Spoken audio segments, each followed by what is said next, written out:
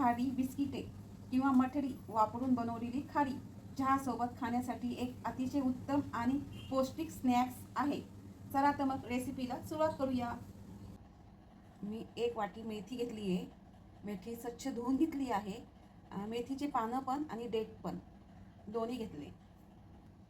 कॉर्नफ्लॉवरचं पीठ 3 चमचे, 1 वाटी गव्हाचं पीठ, अर्धी वाटी रवा, अर्धा चमचा तीळ, अर्धा चमचा जिरं पावडर, चिमूटभर हिंग, अर्धा चमचा चिली फ्लेक्स, चवीनुसार मीठ, हळद, लाल मिरची पावडर, अर्धा चमचा ओवा आणि अर्धा चमचा धने पावडर, काळी मिरी पावडर अर्धा चमचा आणि साजूक तूप. गॅसवर एक कढई ठेवली आहे मी. आता ह्याच्यात आपल्या 2 चमचे साजूक तूप घालायचे.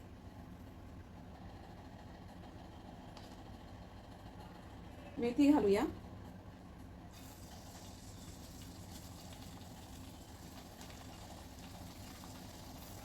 घालून घेऊया.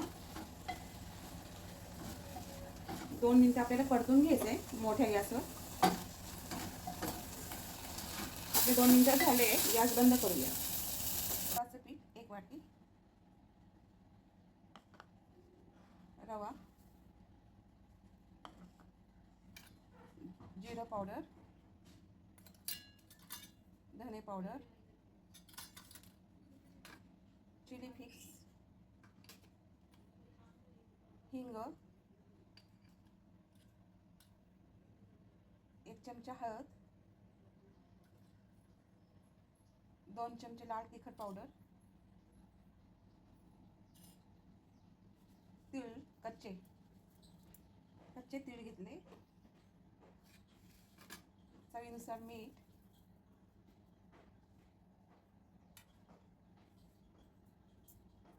हे हलवून घेऊया. 2 चमचे साजूक तूप.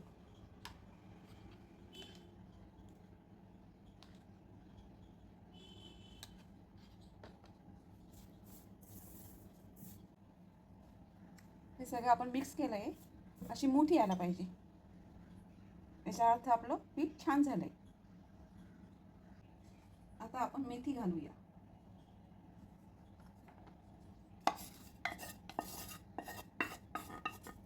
मिरी पावडर घालूया थोडी आणि हे एकत्र करूया.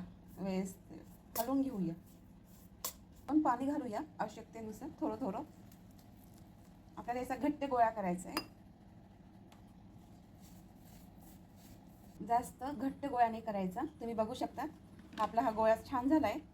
व्यवस्थित तुम्हाला मेथी समजा मेथी चिरून घ्यायची असेल तर तुम्ही चिरून घालू शकता तुपामध्ये. रवा बारीक पाहिजे असेल तर बारीक रवा पण घालू शकता. रवा जाड बारीक दोन्ही चालेल. हे बघा किती सुंदर झाला आहे गोळा. आता याच्यावरती आपण तूप लावूया. चारही बाजूने तूप लावून घ्यायचं आहे आपल्याला.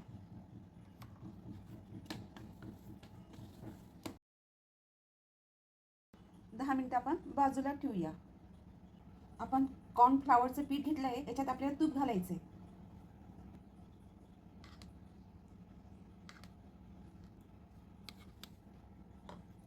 घेऊया.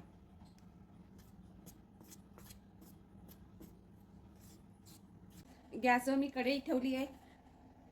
गॅस चालू केला आहे. आता याच्यात आपल्याला तेल घालायचं आहे तळण्यासाठी. आपले 10 मिनिटं झाले. झाकण काढूया आपण. बघा आपलं पीठ किती छान झालंय. मस्त. जास्त कडक पण नाही, घट्ट पण नाही, मीडियम झालंय. याच्यात आपण तीळ, ओवा, हिंग, जिरं पूड, धने पावडर, तिखट, मीठ, हळद असं सगळं घातलंय. गव्हाचं पीठ, रवा. त्याच्यामुळे आपलं पीठ बघा किती मस्त झालंय. मी पोळपाट घेतला आहे. हे बघा हा आपला साठा तयार झाला आहे. तुम्ही बघू शकता. हे बघा हे पीठ आपलं छान खारी बिस्किटचं पीठ तयार झालंय मस्त. आता आपण एक छोटासा गोळा घेऊया मीडियम आकाराचा.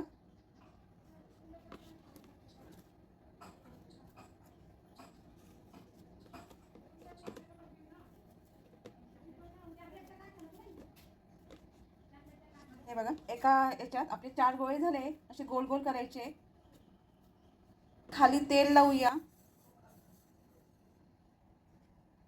हा गोळा असा प्रेस करायचा आहे आणि लाटून घ्यायचं आहे.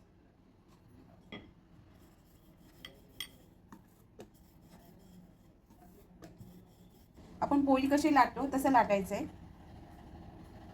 याच्यावरती आपल्याला साठा लावायचा आहे.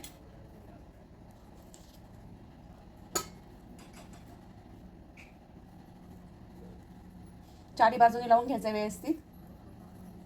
आता असं त्याला एक साईड घ्यायची अशी, ही दुसरी साईड घ्यायची आहे, असं दुमडून द्यायचं.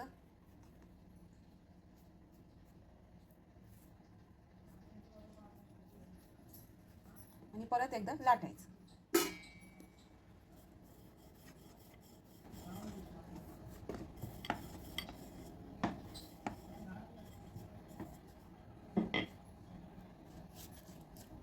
पुन्हा साठा लावायचा, पुन्हा असं दुमडायचं. सारखं यायला पाहिजे.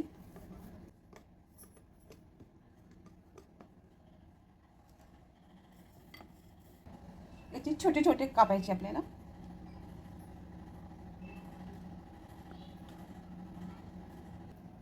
चारी बाजूनी हवा तसा तुम्ही आकार देऊ शकतात.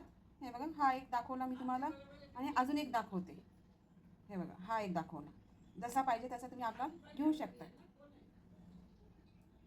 आपलं तेल तापलं आहे.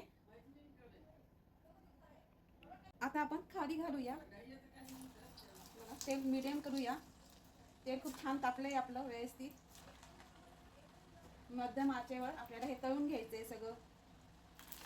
मंद आचेवरच आपल्याला तळून घ्यायचे. छान चांगला लालसर कलर यायला पाहिजे व्यवस्थित. आणि आतून कसे कुरकुरीत आणि खुसखुशीत राहायला पाहिजे.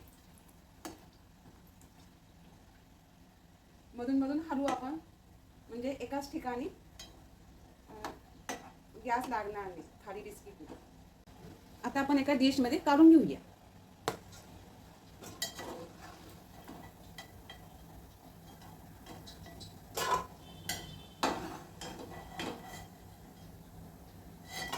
बघू शकता. परत एकदा आपण घालूया.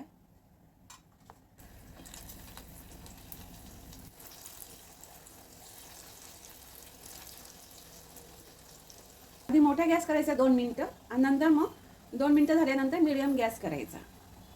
अशाने आपले खारी बिस्किट एकदम कुरकुरीत आणि एकदम मस्त खमंग लागते.